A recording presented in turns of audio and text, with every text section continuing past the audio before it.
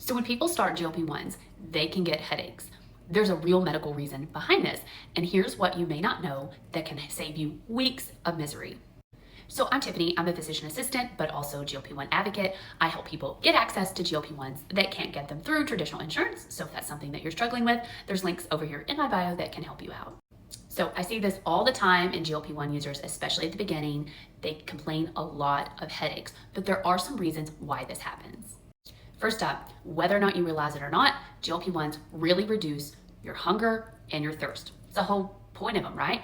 However, low-grade dehydration will almost always cause a headache, even if it's just 1 or 2% less intake than you've always taken in. So that can be a number one trigger for headaches in people.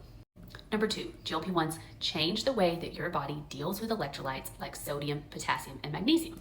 So at the beginning of your journey, sometimes your body has trouble getting that figured out. So sometimes adding electrolytes or electrolyte supplements can be very important.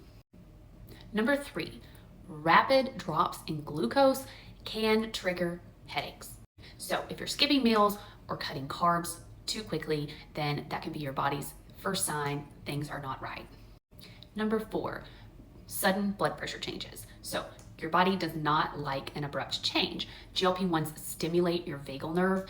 Your vagal nerve can drop your blood pressure and your heart rate.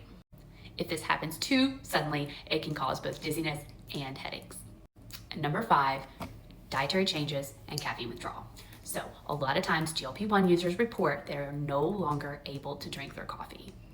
And even though the coffee's not tasting good to them anymore, they're so used to having that morning caffeine, they forget that the caffeine withdrawal is really causing the headache issue. So we know that about 10 to 15% of GLP-1 users in the clinical trials reported headaches. The good news is that for the most part, these were mild to moderate, and for the most part got better within the first 2 to 6 weeks of therapy. Okay, so what can you do if you've started a GLP-1 and your head is hurting and you just can't deal? Here's some tips. So number 1, you're gonna have to hydrate your body. Aim for 60 to 80 ounces of fluid every day. Number 2, you may need to think about adding in an electrolyte supplement at some point, just until things get even back out. Number 3, make sure you're eating small protein-packed meals and you're not skipping meals.